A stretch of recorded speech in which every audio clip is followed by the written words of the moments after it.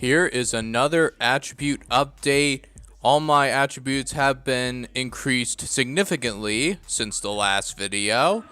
So now we are going into the rookie versus sophomore game. If you guys did not check out the last video, definitely go do so, because the kid and Big W had a little bit of a confrontation on the playground as Big W gets the steal there.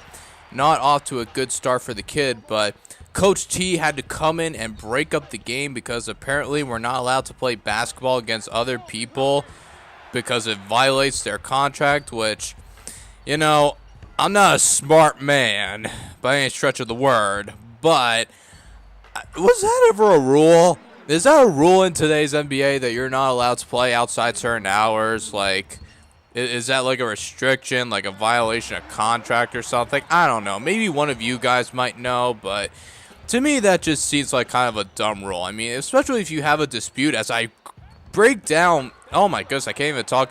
I ankle break Willie Big W Brown.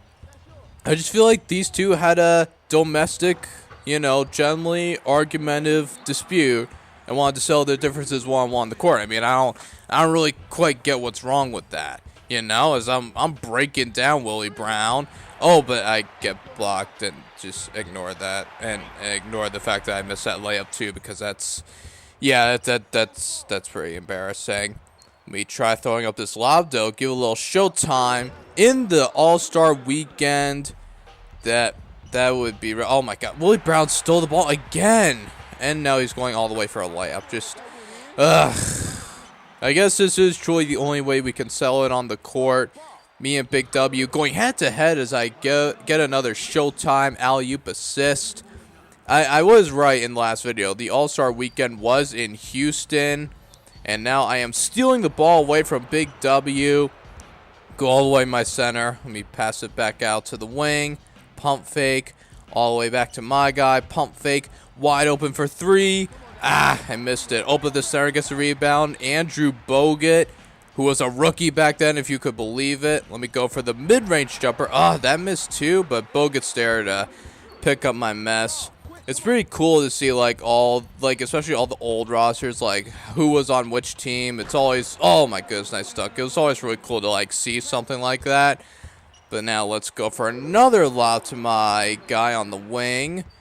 Showing off a little Showtime assist and whatnot as Big W hits the three from the top of the key, right from the top of the arc. That Big W can be pretty tough on this game, I'm not going to lie. You saw it early in this video with him stealing the ball away. I mean, this guy, he can be pretty tough, You just got to time your moves correctly against him and stay aggressive with Big W as I get the steal. Go all the way, kid. Do a little Showtime dunk or a fundamental layup. That's just, it's just kind of weird, especially with the animations. Like, sometimes you want to go in for a dunk, and other times they give you a layup. It's just kind of weird as I get another steal animation.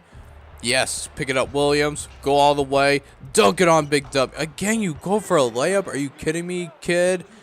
Kidding me, kid. It's a weird little run-on sentence that I just came up with. Get that out of here, Big W. Nice block on Willie Brown, and I also just got dunked on by Dwight Howard. Please ignore that. He was also on the sophomore team back then. Jeez, this game's pretty old.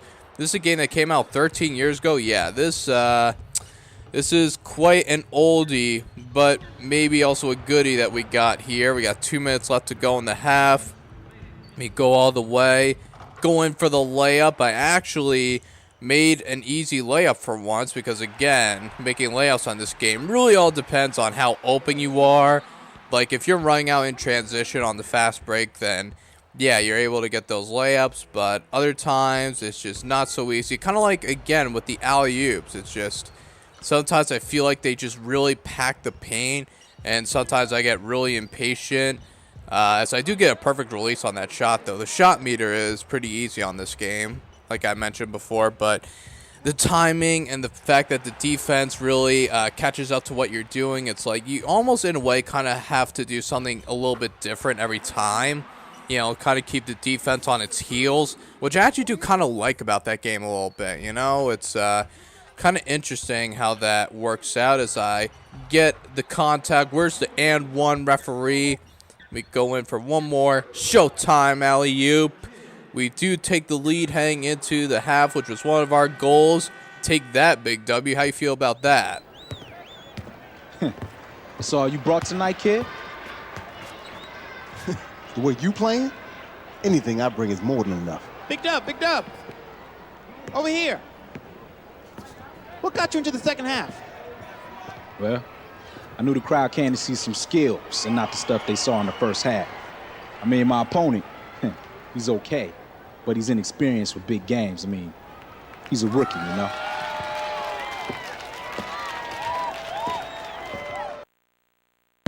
Welcome to another edition of NBA Behind the Scenes.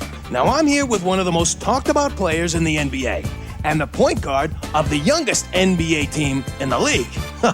He's all smiles. Some of you know him as the JUCO Kid. Thank you. Hey, it's a pleasure having you in the studio. Now, I gotta tell you, there's been an insurmountable level of positive attention given to you by both the press and the fans. How does that make you feel? They got good taste.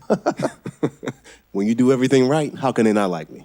Who can argue with the Mr. Modesty over here? Okay, now, contrary to the critics' predictions, I gotta tell you, and it surprised me too, your team has done very well this season. Why is that?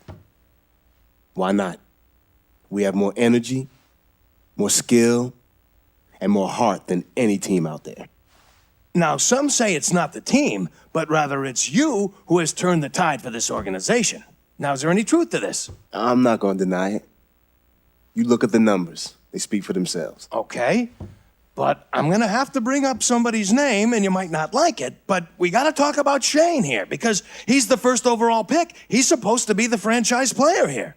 Yeah, I think that was the initial idea. But like everything else, evolution is unpredictable. And now, on this episode of Cooking with Connor, today we are making beef enchiladas mixed in with a little bit of lettuce, gourmet, and lamb sauce. Where's the lamb sauce? It's right here, shit. Where's the lamb sauce? I freaking love Hell's Kitchen. Chucky, what's going on, man? Oh, big stuff, kid. Big stuff. Talent. All right, so I got a call from Sony Yesterday, and they tell me that they want you on the cover of their new basketball game. Stop playing. I'm on that freaking game 24/7. Well, it looks like we're slated for next week. That cool? Let's do it. All right. You know, somehow I knew you wouldn't object. I'll talk to you later.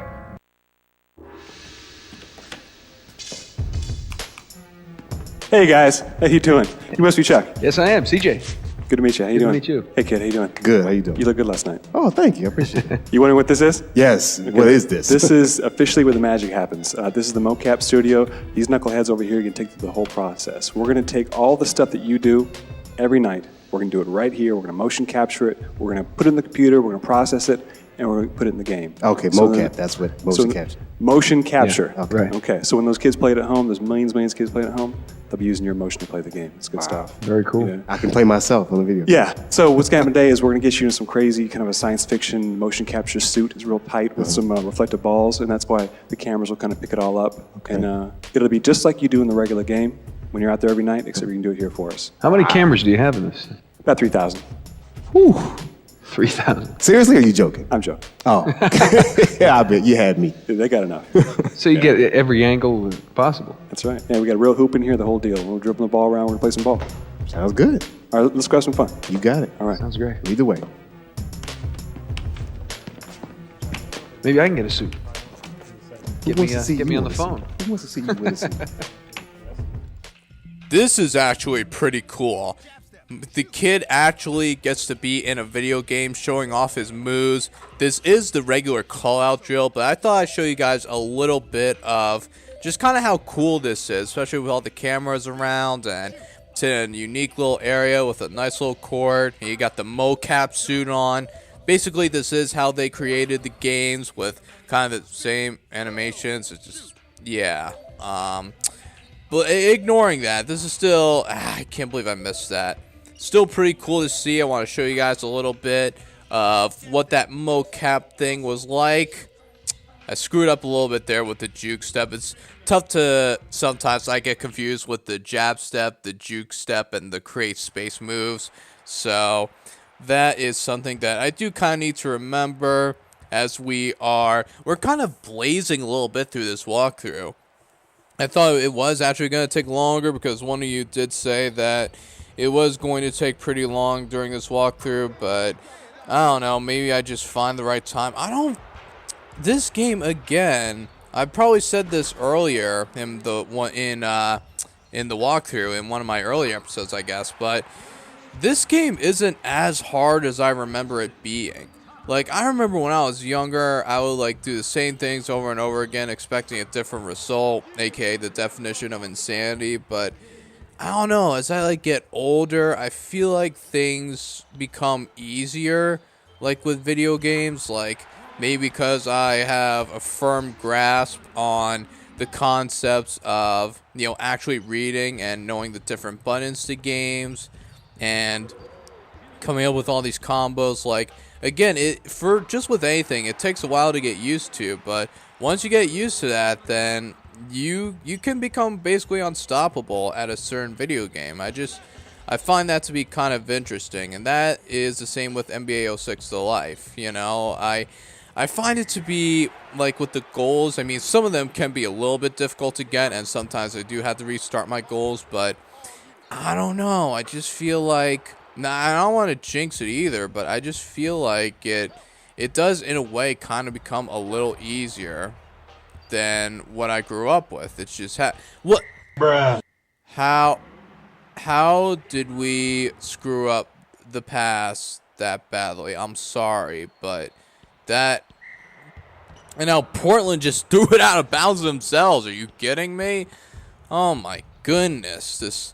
This game was also a little glitchy sometimes, so that was another one of those complaints that I had about it. But yeah, it's just with this game, some parts of it feel easy, other parts are definitely difficult, but it's based on how much you play, how much you're willing to learn with the game, and yeah, it's just experience and age. There comes wisdom and all of that, and now I feel a little bit older just by saying that. Oh my god, how freaking old am I getting? Jesus, like, it's crazy being a 24-year-old and still playing video games. But you know what, it's something I've always enjoyed, and stuff that I do love to do for you guys, and go through all these old classic games, because especially in a year like 2006, I remember 2006 being one of the best years of my life. Not just because of the video games, but for other different reasons. Like, you ever just had that one year where everything goes right? You know, you really cherish those years. It makes all the other years look horrible, and I just failed the goals again. Yeah, I had to do that other one off camera because I apparently suck. How was Shane Blanton out of bounds? Are you kidding me? Ugh, let's start that goal over, because that's annoying. Give me the ball. We got 15 seconds left. Boy's about to hit this clutch jumper. 10 seconds left against the Chicago Bulls once again. Set that screen for three. Gets it to go with 3 seconds left. They're going to have to throw up a full court heave. They could just easily call timeout and set up a play, but oh god, that looked like it was about to go in, but thank god it did not. So let's move on to this game going up against the Milwaukee Bucks. I believe, actually no, was Ray Allen on the Supersonics at this time? Yeah, I remember he was on the Supersonics around this time. He used to be on the Milwaukee Bucks. Then he went to, oh god, what team did he go to next? No, he didn't go to the Heat next. What team did he go to before he went to the Miami Heat? That's like a trivia question I want to ask you guys. I feel like I should know this, but sometimes my extensive knowledge and the fact that I've been watching sports for many years, sometimes I get confused like everyone else in terms of who played for what team. Like, it's just, and they made that three-pointer at the buzzer, and just, I don't know, this challenge, I'm just having a real difficult time blocking them. Like, they're just hitting these open jumpers, and you know how they just go right into, look at that nice little Showtime animation there. But you guys have seen it before, like during this walkthrough, where you try and go up for a block, and it's like a short-range jumper, and they just shoot it, and your guy just barely misses the ball, and it just goes right in. Kind of like how it did right there, but they just kind of pull up inside the paint and do that. Yeah, that to me is always really frustrating. Like, trying to get that block. You feel like you're trying to do everything right, and it's just, again, playing defense on this game.